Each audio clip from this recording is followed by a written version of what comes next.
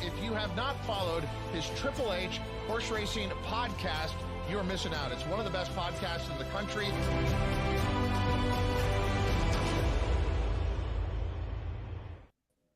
What's happening, everyone? Welcome to episode 8, I think, of Saratoga Today. I'm your host today, Pete Visco, as you can see next to me. My co-host is the host. I'm saying host a lot in the first 30 seconds of this pod. My host is the current host of Bettin' and Boozin' and the sometimes frequent, and I think tomorrow the host of Saratoga Today, Kyle Roscoe. How's it going, my friend?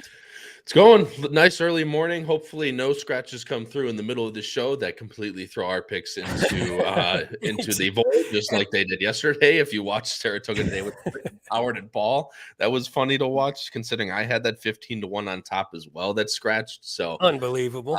Which of course is how it goes. But hopefully, like I said, just tonight, and the rain stays away today is the biggest hope.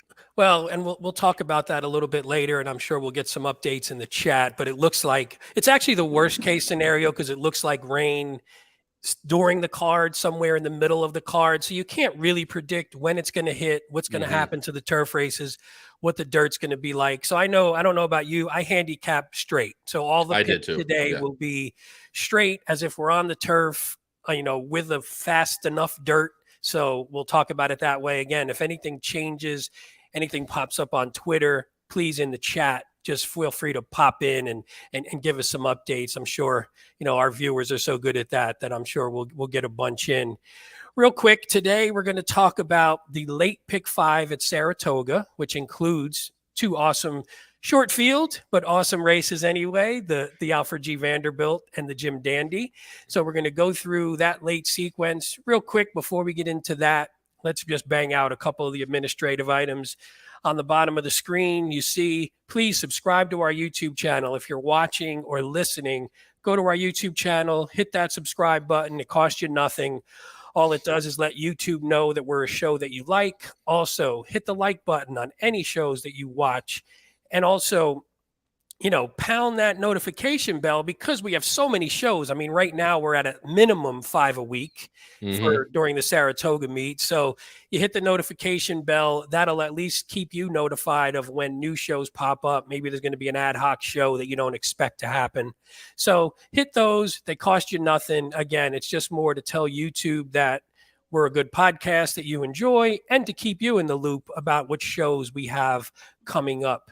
For our audio listeners who we love as well, check us out, Spotify, Apple Podcast, Anchor, wherever you get your podcast. Again, listen, subscribe, review on there as well. If you follow us on Twitter, Kyle and my Twitter handles will be in our little note and our little name tags at the bottom in a second. But the HHH Racing podcast feed is at H Kravitz, which is Howard and the podcast show. So please give us a follow as well. I think we hit some milestone maybe a week ago. I can't remember what the number is. Kyle can look it up for us. Maybe 1,500. I think it might be 1,500. I think 1,500, which was fun. Which, if you didn't see that already this morning, Howard's sitting there taking a picture of the screen for his flight, and Matt Miller's behind him taking a picture. He's like, took him at least 15 tries. Yeah, it's like, I mean, I wanted to say, look, and he barely, at least give us a little more of the screen, give us a little bit of something there. But Howard's going to do what Howard does. As you see on the screen here, check out our website, hhhracingpodcast.com. Very simple. It has sample podcast, power picks, which we'll talk about in a minute.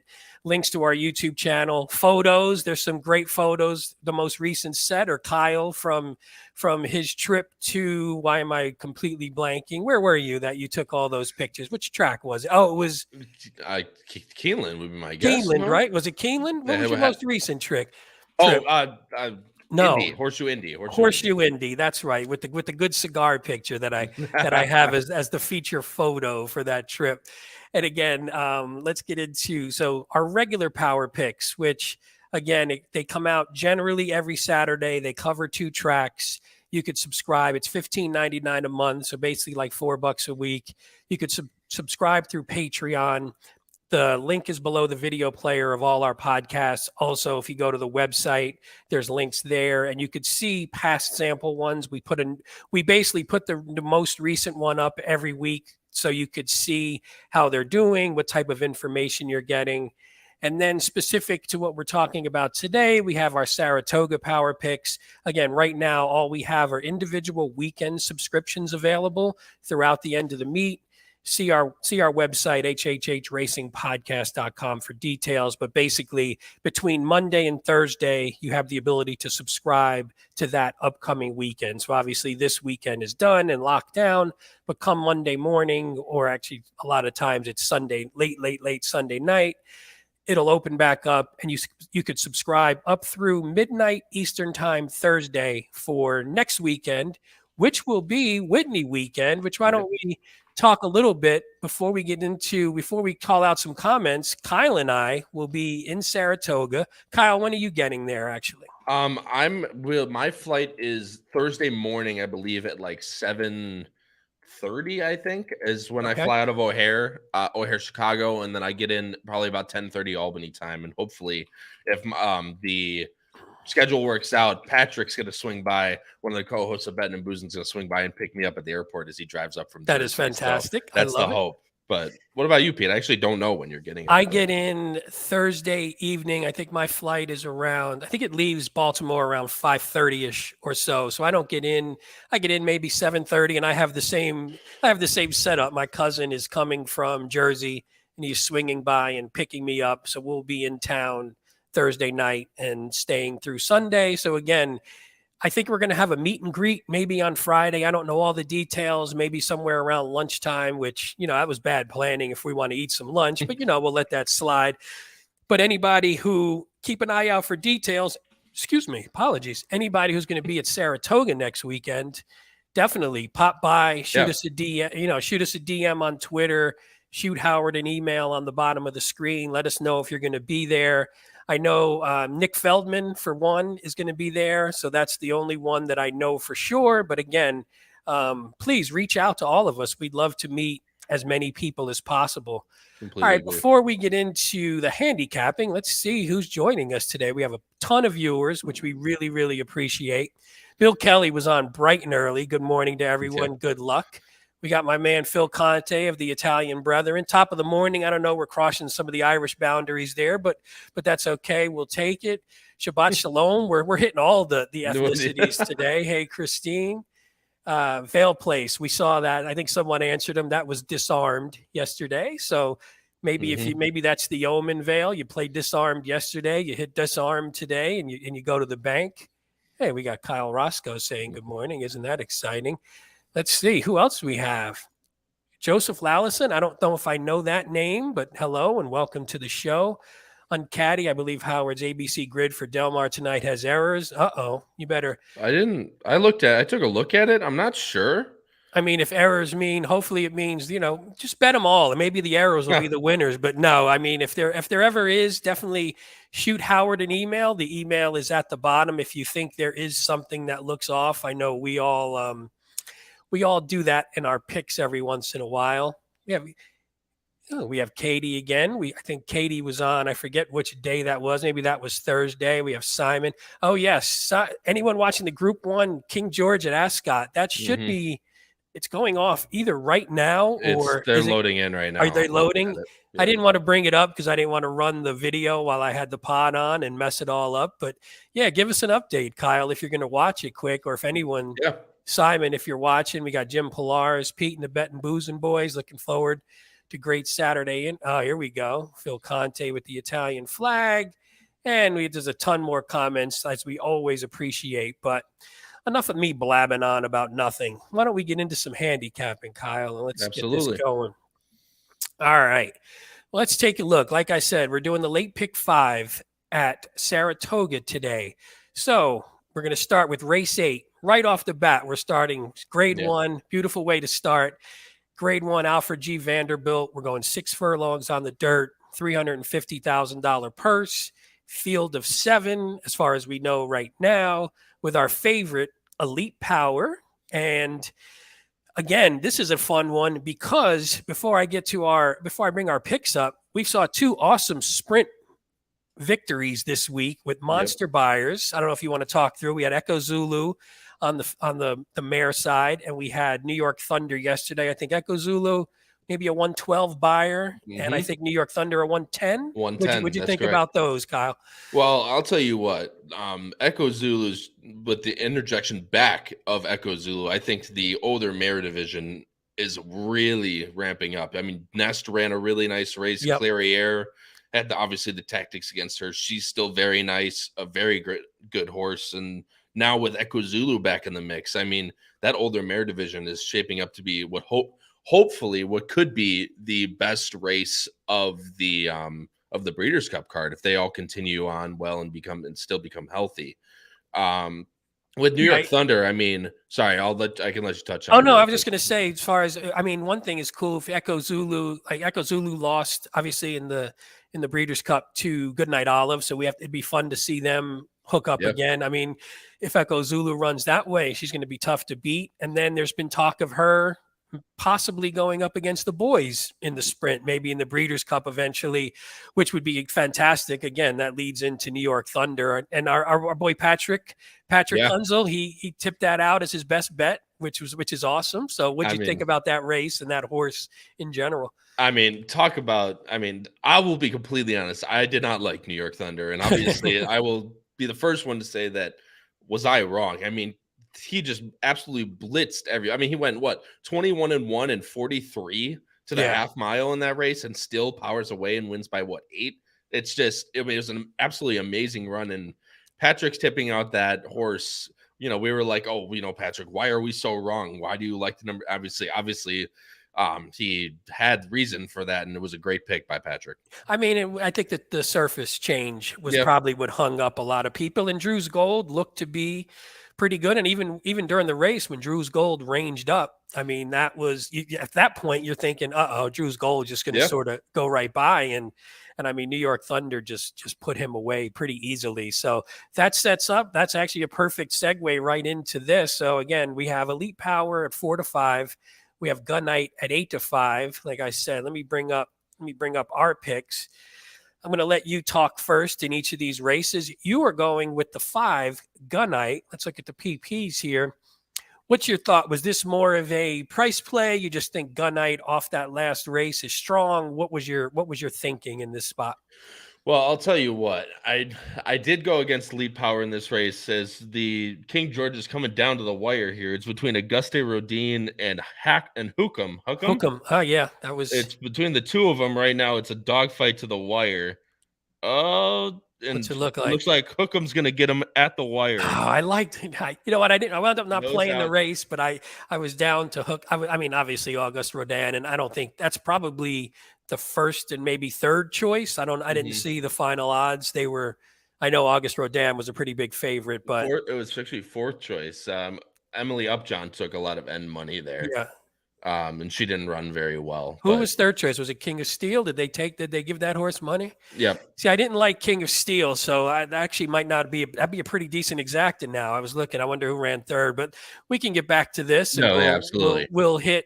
If when the prices come up, which will take like 10 minutes, knowing our overseas the way that works. But so yeah, get into what you think about Gun Night and what you put him on top for. Realistically, I like that this is going shorter. He's going 6, and off those last 2 efforts in Dubai with the back race at Churchill Downs. There's a lot more star power that Gun Knight's beating, and I'm not saying Elite Power is beating nobody, because obviously Elite Power won the Breeders' Cup Sprint last year with horses like CZ's Rocket and Jackie's Warrior. But the horse, I mean, Gun Knight, if you just look through, the only blemish on his recent races is the Breeders' Cup Dirt Mile, and I just think that's farther than what Gun Knight wants to go. I like Asmussen was aggressive in that spot. Losing to Cody's Wish and Cyberknife is not exactly a bad thing on the resume either. Nope. But puts him back at 6 or 7, where I think this horse really wants to be. He's extremely tactical. He makes his own trip. I think he just sits right behind the early speed. I love that he's not a need the lead type, although he does do good running on the lead as well. I think he just sits right behind the early speed, gets first run on Elite Power, And when you give this horse first run, I think that's going to be really dangerous. I mean, I think I've heard a couple different podcasts this week, and people did like Gunite off that last race. I mean, it was basically, we'll look at Elite Power next. It was a better buyer. Actually, the last 3 buyers that Gunite ran sprinting in the U.S. are better than any buyer, if that's what you care about, or better than any buyer that Elite Power has ever fired. Let's talk about Elite Power for a second. Again, the Eclipse Award champ, the Breeders' Cup champ. This horse has just done nothing wrong since that maiden breaker back in June of 2022, and has won every race pretty easily and pretty convincingly, but does it from the back of the pack. So I guess from your perspective is the hope, hey, Gunite gets the jump, and then Elite Power tries to run him down, and you're hoping that Gunite just holds Elite Power off, I guess. Yeah, and like I said, when you give a horse like Gunite first jump, I think that's where the dangerous and the tactics really come. But I mean, obviously, there's nothing to say about Elite Power, right? I mean, awesome. he wins. Was, in my opinion, one of the best horses in training. I mean, him and Cody's Wish for a long time have been, the best horses in training. So he's absolutely done nothing wrong. Bill Mott has placed this horse extremely well in every single one of his starts. But now he runs up against another monster. And like I said, it's just a matter of how will the tactics play out. I think Elite Powers also has the ability to be tactical, but if there's a lot of speed in front of him, he usually tends to drop back in like that 5th or 6th area, which is where if Gunite's in the 4th position, I'm just hoping Gunite gets the first run, tips out at about like the quarter pole, and just hopefully continues on and Elite Power run up for a nice second. No, that makes perfect sense. We'll hit a couple other ones real quick. You have the one Gunit in second, so not to be confused with Gunite. Is this just more of a, hey, we have to pick a top 3, so I'm going to throw somebody in there?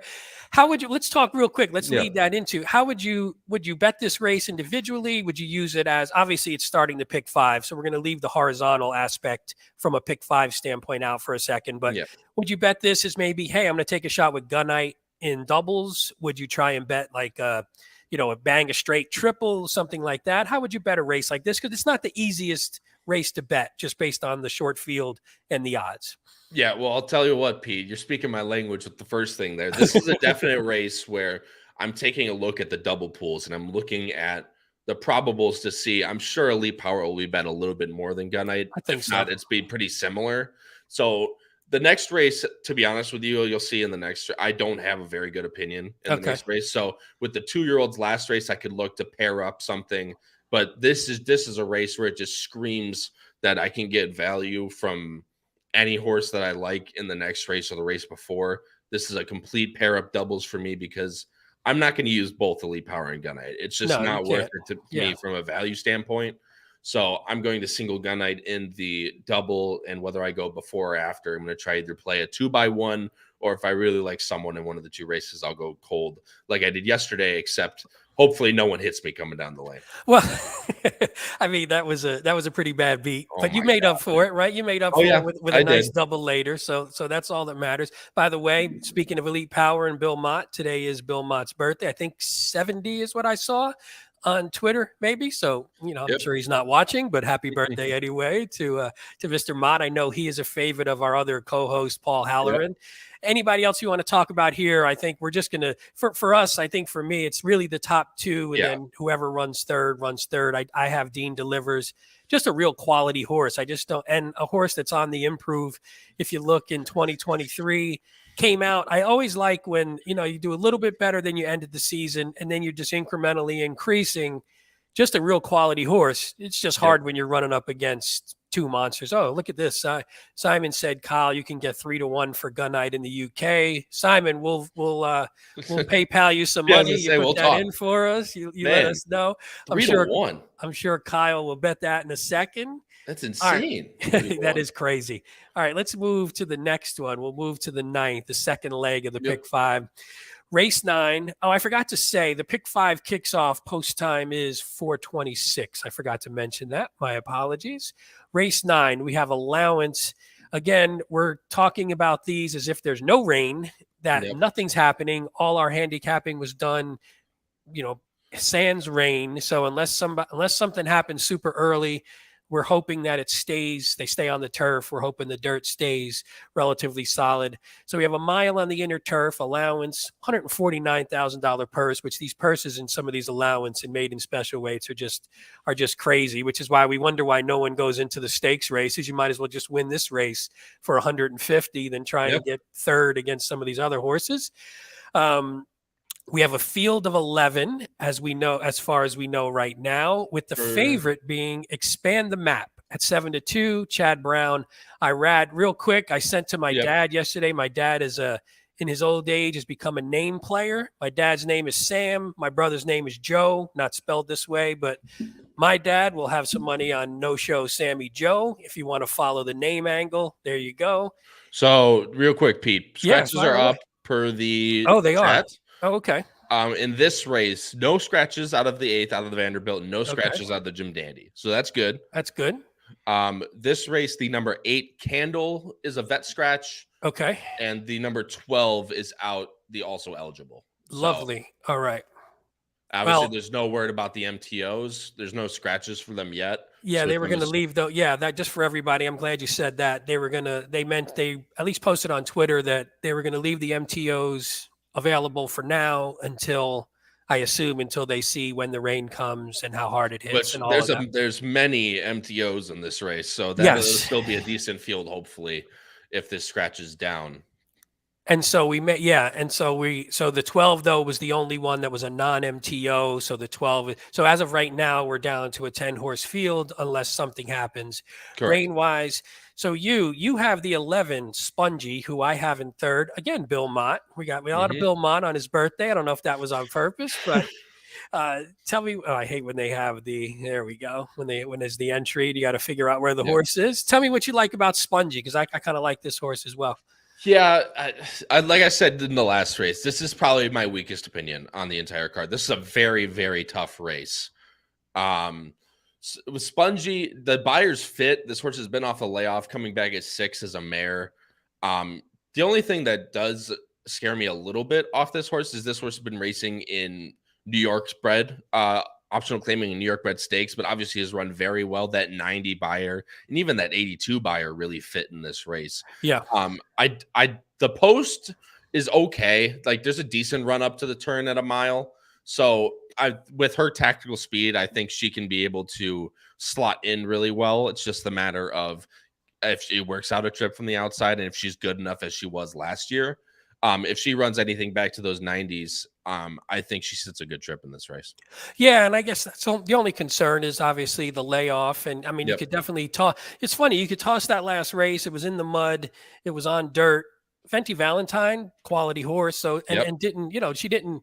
It's not like she embarrassed herself in that race, so still ran well. But if you follow the trajectory, now again, the only thing you question, I think this form here is probably better than most anyway.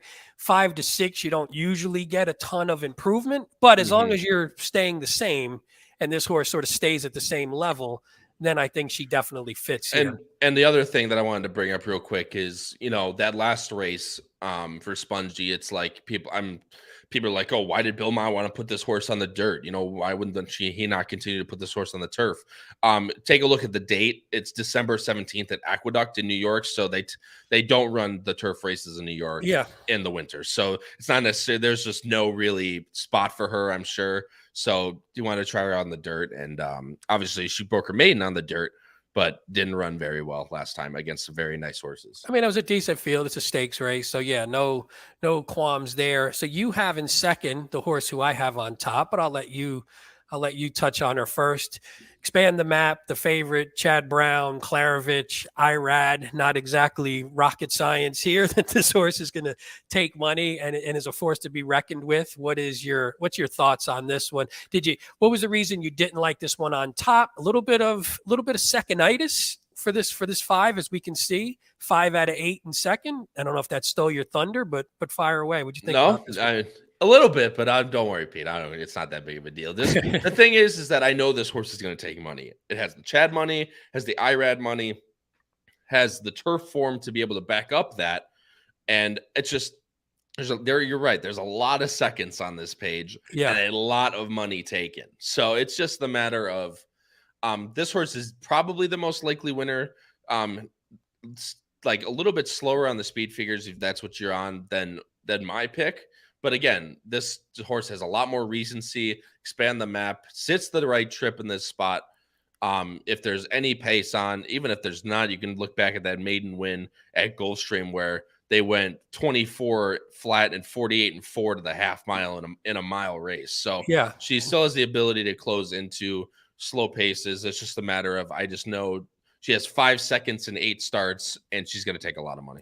No, I think that's perfect. I think that's a perfect analysis there, because that's what you look for when you're trying to beat a favorite, even if it's a lukewarm favorite. If you can look at a horse and say, this horse just doesn't maybe like to win the races, and that's a big deal when you're trying to pick winners. The last one I can excuse. The trip was tough. The check, I mean, it was a little way too far back, just sort of got taken out of the race and was never really in it. You expect a rebound from that. Let's hit. So the 2 is the horse that you have, who is funny. I think this was my 4th choice. I had somewhere on my tickets when I actually did the Saratoga picks today, and I definitely have this horse in the mix as far as the horizontals go. 15-1. You got to have fun. Saez, Maker. What do you like about this one? On the turf for the first time, but go ahead. I don't know. I don't think you're going to get that 15-1, by the way, just connections alone. But there's something extremely interesting to me. Eric Reed has this horse, Belterra, and then Mountaineer on the dirt. Look at this horse. This horse is out of What Say You and has Galileo breeding. This horse out of No Nay Never. If you look at his stats, as my DRF continues to lag, I mean, he wins 15% at turf routes. I mean, he wins above average in every single turf category possible. Yep. There's a lot of turf breeding here off the purchase. I mean, the purchase, I assume, for 3 diamonds, gets Maker, gets Saez. Saez will be aggressive from the rail. I think this horse is extremely interesting at 15-1. Me too. And I agree with you about the price. I assume this one's I could see this one being in single digits for sure, just like you said. And if this was a longer race, then people always not overbet a lot of times as he winds up winning, but people bet Maker when they're going a little longer, especially on the turf. But even here, go ahead. No, sorry. I didn't mean to interrupt you. No, please go ahead. Which he's had a tough meet. That's another thing to point out. She's 2 for 31 so far this meet. But for guys like Maker and stuff, I mean, their fortune comes back around eventually. And again, it's a couple hitting the board. You got 5 seconds, which again isn't great, but they're not completely crap in the bed fully. But again, if you're getting this morning line, you're going to come with, it's not going to be the best scenario. But hey, if you have a horse that you think could take a move forward, and maybe if this horse takes to the turf and runs well, next time out, you're not going to get a price like this. So this is the time to take advantage of it and see what you can get. The last one we'll talk about, No Show Sammy Joe. I saw that Simon mentioned there's a UK jockey called Sammy Joe Bell, but I think he only rides out. Yeah. If you know my dad, Simon, my dad will play any variation of any of our names. We laugh at him all the time. He's like, I had that horse. I'm like, well, that's not even close to any of our names, but more power to you if it hits. This one for me was I just think we finally getting a horse that's 3rd start, 3 years old now, only going against elders, but at least has some improvement available. I mean, this is a horse that hasn't done enough yet to know, I think, what she is. So if she does keep taking steps forward, then maybe she gets to the point where she sort of outclasses a few of these in terms of talent. And if that happens, then again, maybe you can catch her at a little bit of a price, because the 5 is going to take money. It wouldn't shock me much if the 11 takes a little bit of money. You may get that Bill Mott birthday money. Who knows? People in Saratoga could do anything, right? Yeah. So we'll see where the money goes. There's a few horses I want to touch on real quick. Please. Because if this race does come off the turf, there's a lot of interesting MTOs in this spot. The number 14 for Winchell and Asmussen, that was a very fast pace. That horse was at 7 furlongs at Ellis. Granted, the Trek has been playing speed favoring all meet, but 21-3 and 44 flat for a 7 furlong race is pretty fast. So the fact of the matter is, I like Absinthe. going on the dirt. And the other horse that I thought was extremely interesting, I didn't really like any of the 1 or the 1A, the coupled entries. Yeah, The me 1A neither. is definitely better, to my opinion, than the 1A for Where is Chad. But there it is. the number 15, I believe, Caught My Eye is another one. Looks to sit a pretty good stalking trip, but just a matter of, I don't know if that horse's tactics work well. The 13 Mariah's Appeal is another one. There's just a lot of good MTOs to keep your eye on if this race comes off the turf. Yeah, and again, it's hard to even judge. You mentioned tactics. It's hard to judge pace and everything because you just don't know who's going to be in the race if it does come off or anything. But I agree with you. And Absinthe, it hasn't run on an off track, but a Tomlinson standpoint, which we talk about up here, 456, which is super high. So if it does come off and the track is a little bit off, then maybe that is one to look at. Let's move forward since we're blabbing along here. Let's get to the next one.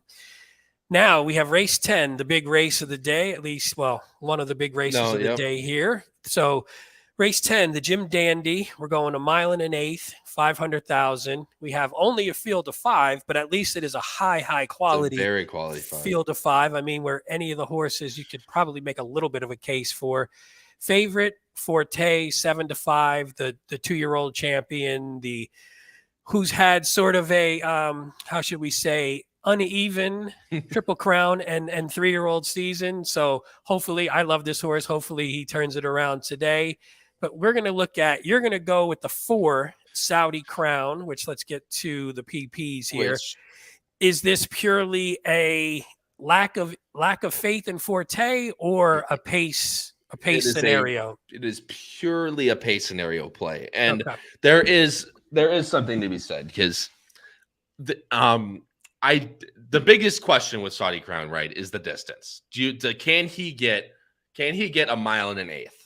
And this could be the race that I'm completely wrong in, but I'm going to die on this hill. I mean, Saudi Crown has tappet breeding. Always Dreamings are better going shorter, but he was involved. I mean, he went 22-2 to the quarter, 22-2 to the quarter in the Dwyer, 44-3 to the quarter in the Dwyer. I don't know if there's anyone in here that is nearly as fast as Saudi Crown or that really wants to lead. I mean, Hit Show's fast, but is that horse one that really wants to lead? I mean, I just think Saudi Crown really has a pace advantage in this race. And if he's not forced to go 22-2 to the opening quarter mile, I think he might be able to get the distance. And Brad Cox, obviously, after that last race in the Dwyer, the horse fought all the way to the wire with Fort Bragg, who's a very nice horse, just got nosed out, which was arguably good for me. But I just think Saudi Crown has such a pace advantage, and if he's not forced to go as fast as he has in the previous races, Brad Cox places him in the Jim Dandy for a reason. I like Saudi Crown in this spot. Well, and it's funny too because I mean I agree with you. He definitely has. I mean I have. Yeah, Paul is Paul's in the comments and he's fired away, which we love. This is our favorite watching live. Howard, who the young guns here. I'm old, but I act like a child, so that's close enough. Saudi Crown. I think I can't imagine he's not going to get an uncontested lead. If that happens, especially at, these New York tracks, they could always get away. And we see that happen all the time.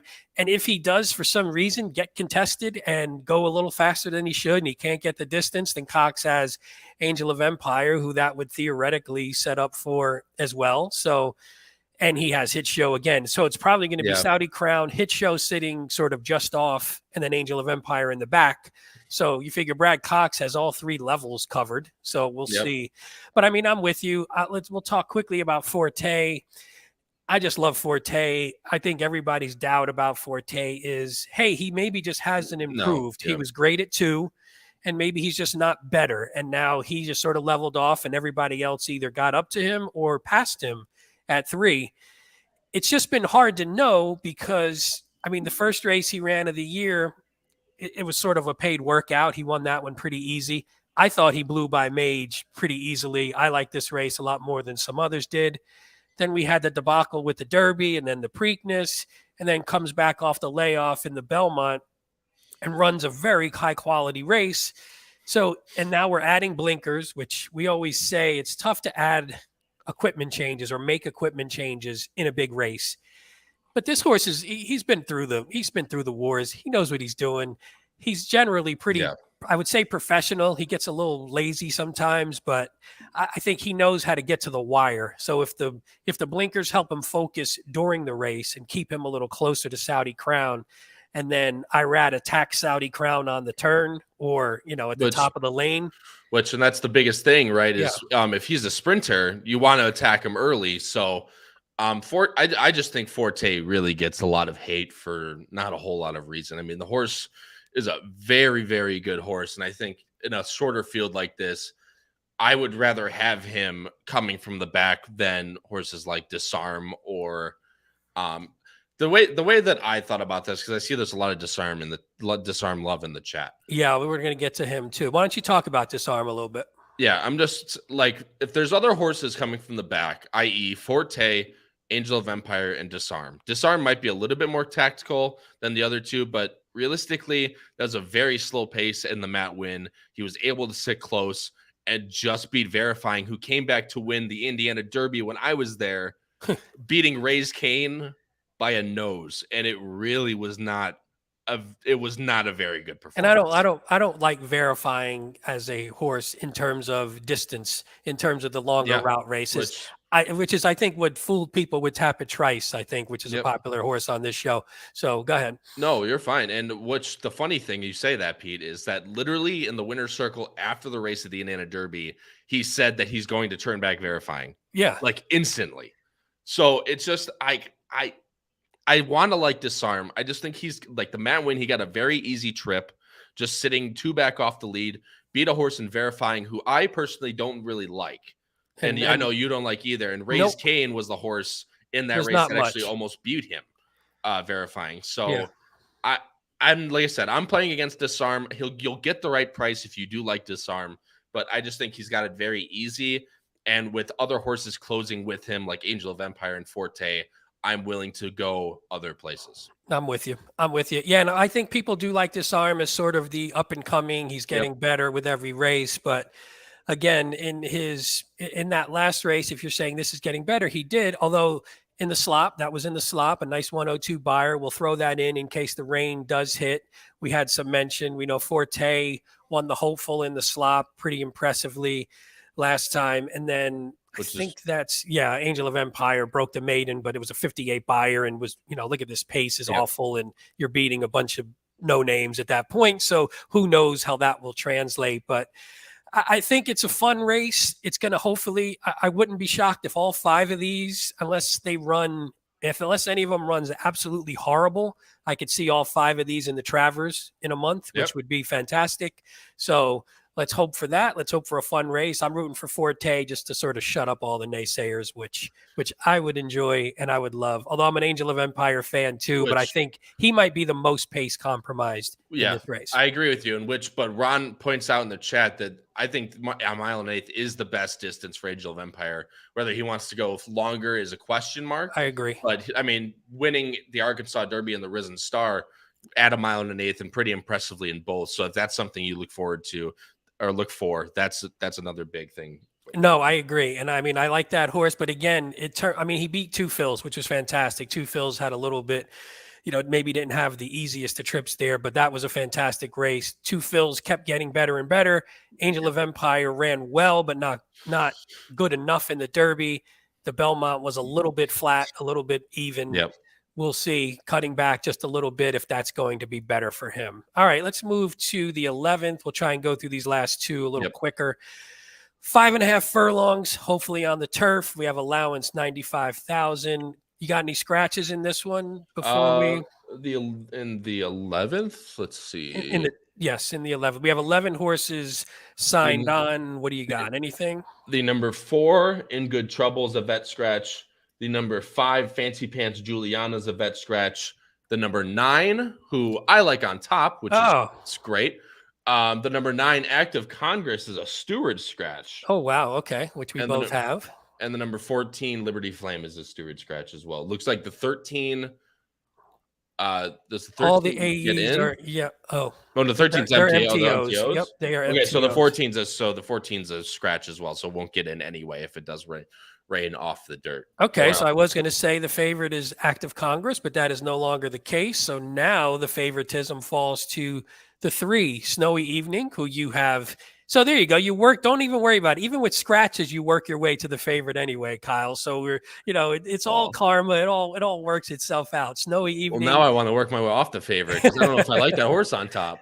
Well, let's talk about what you liked anyway, regardless. I mean, again, when the favorite scratches, if anybody was using the favorite, obviously that sort of changes the dynamics of the race from a pace perspective, from every sort of perspective. So everybody will have to go back and relook. But let's talk about it anyway with the 3, Snowy Evening on top, who I have on top actually already, and maybe might be a power pick play if anybody has our power picks today that I made. So. Yeah, which may or may not be. Wow, Pizza's giving out free information. I'm just giving free information. That's what I do. I mean, this horse has raced in State Bred Company its entire life, and the fact of the matter is, racing at Belmont, it's at Aqueduct at 6 and Belmont at 7. This horse is where this horse put its best runs in. As it became more tactical, I think this horse runs its better races and somewhere within the 4th to 5th place, like just back by about 2 to 3 lengths. So hopefully Jose Ortiz, or John Velasquez, excuse me. I was looking at the previous races. Hopefully, excuse me again. Number 3, Snowy Evening from John Velasquez to this podcast's favorite jockey, Joel Rosario. So Joel takes the mount up for Johnny V in this. See, race. I don't know if I like that because part of what I liked a little bit of Johnny V, but I guess in Joel you never know what you're going to get, but. This is a horse that if Joel ran his good race, has the tactical ability that he liked. I'm hoping that Joel's aggressive like he was yesterday in these turf races. I think Snowy Evening's extremely interesting because if he runs back to those, or I'll take a drink. Yep. There you go. She runs back to those races at Belmont, both main special weights. Obviously, the allowance where she got second was 1 mile and 1/8, but if she runs back and is a little more tactical, mainly in her maiden win, I think she's extremely interesting. There we go. Christine loves Snowy Evening. I like that. The one thing that's interesting, as we said at the beginning, this is a 5.5 furlong race, which this is a pretty significant cutback. I mean, this horse had gone 5.5, 6.5, 6 before, but then went 1 mile and 1/8 and 1 mile. That last race I could sort of toss, basically got steadied early, was way back, was out of it. And then actually what I like, still finished 5th by 4, which kept running. She kept running late, even though everything completely went wrong. Now we're cutting back. The stamina is going to be there with Active Congress gone. Hopefully, I think, like you said, this one could sit a little bit closer. Rosario can be aggressive. And then I think she'll have the late kick to kick by some of these horses. Mm-hmm. Now let's talk about the 8. You and I both had this horse in 3rd, now technically in 2nd for us. Busy Morning. What do you like about this one with Pratt for Abreu?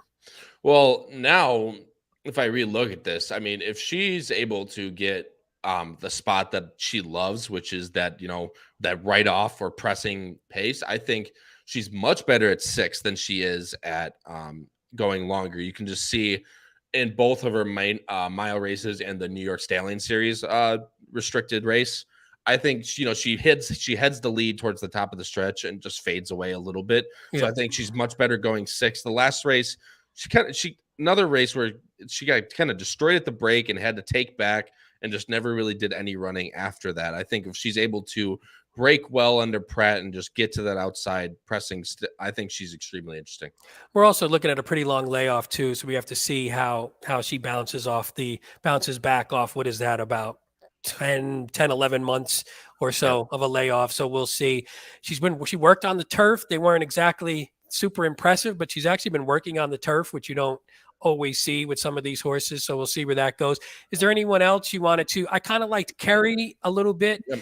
Now, Kerry could be one, again, without looking at all the time forms, I don't know if you could scan them easier than I can, but Kerry could be one based on the last race who might inherit the lead now that Active Congress is out. I'm not sure, because to me, when I was talking about in my write-up for the picks today, it was either Active Congress can just get away and go and sort of just bottom out the field, or if take some pressure, Then I liked a little bit of the closers. Now I'm not curious. Who do you think will be the speed in this race? Well, that's what I'm thinking. I'm hoping Busy Morning can get kind of a pressing trip. I think the 7's Yeah. going to go out for the lead. Because you I said didn't the really 5 think. was out, right? The 5 who Yep. also has a little bit of speed.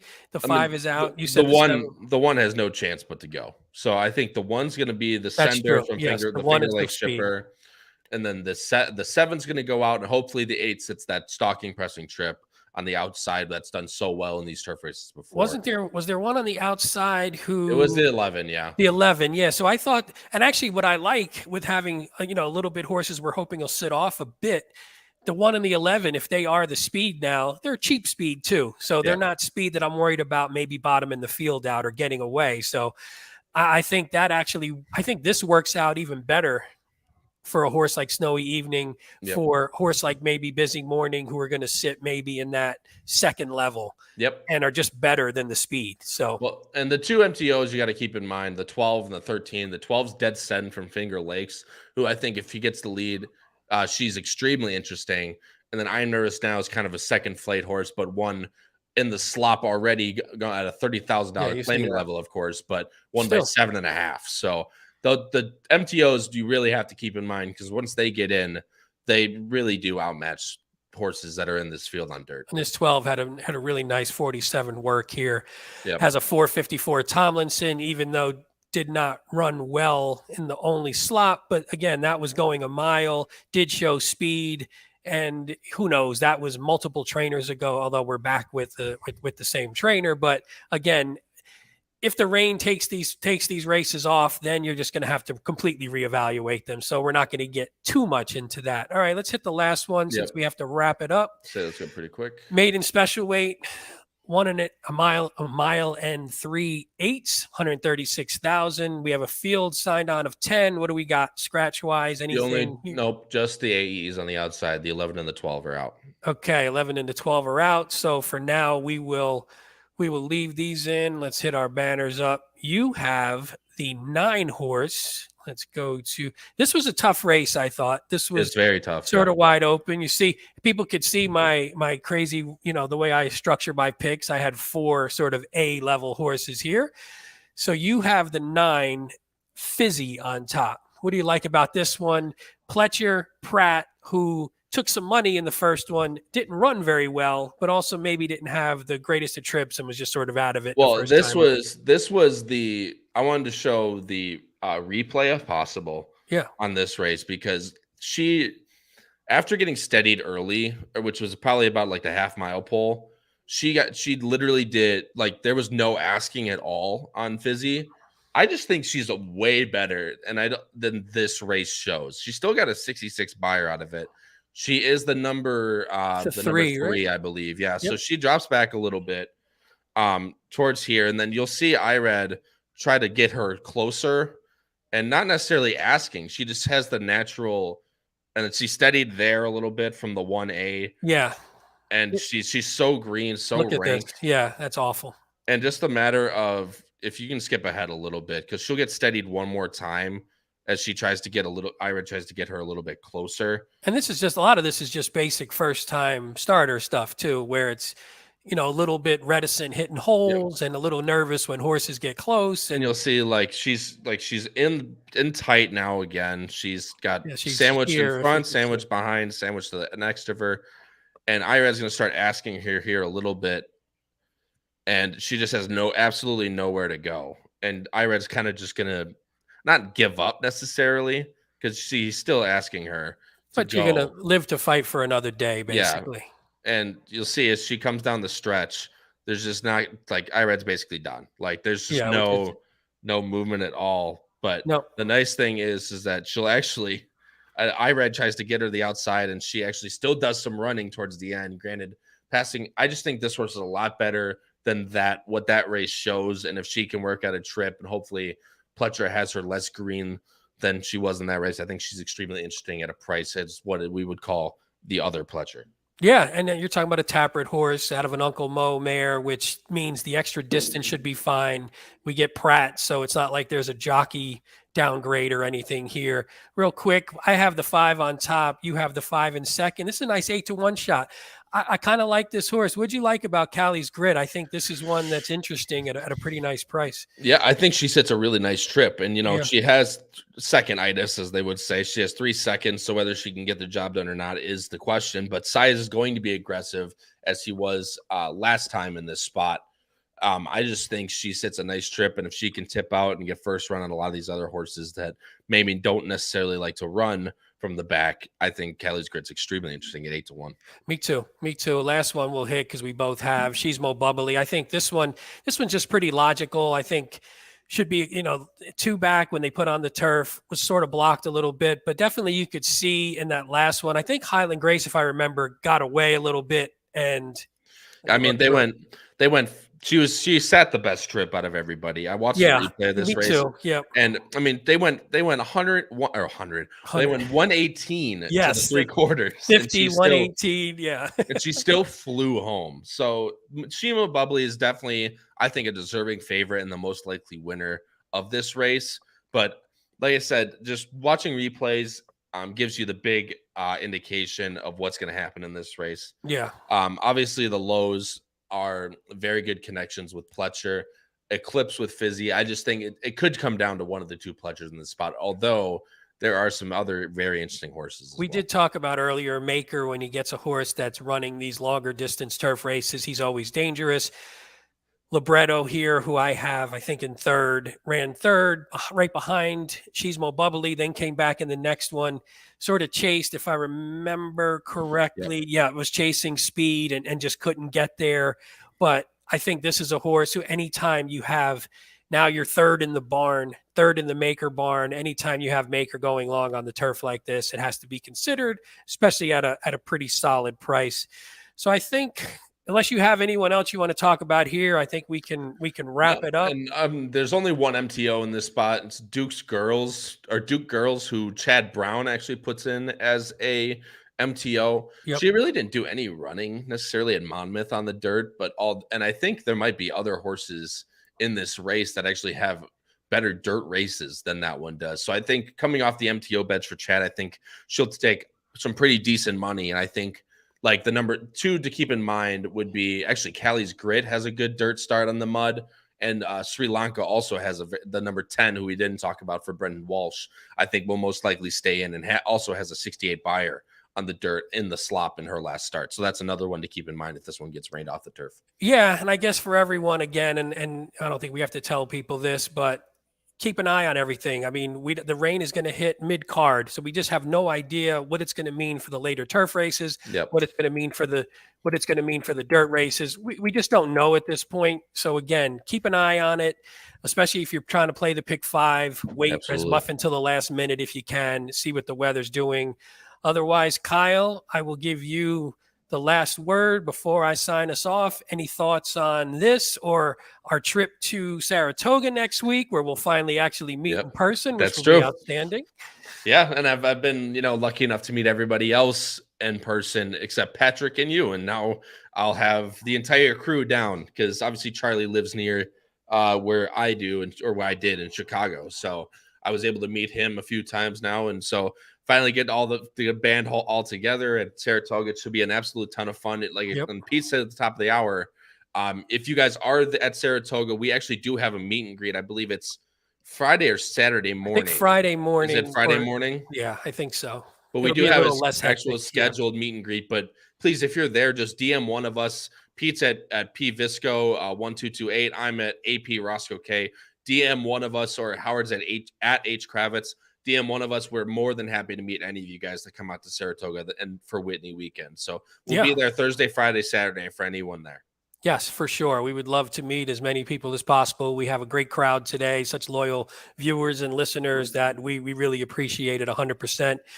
So for myself, Pete Visco, my co-host today, Kyle Roscoe, we're going to sign off for episode 8 of Saratoga Today.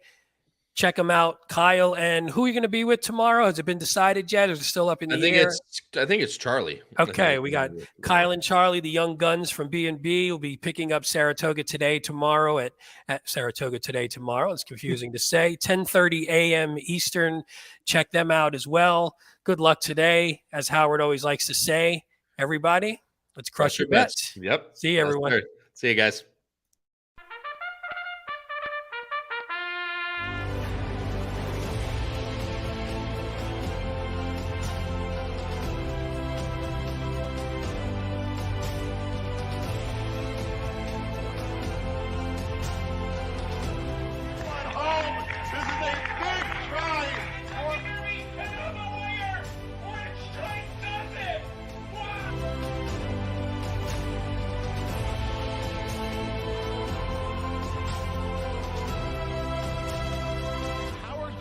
If you have not followed his Triple H Horse Racing podcast, you're missing out. It's one of the best podcasts in the country.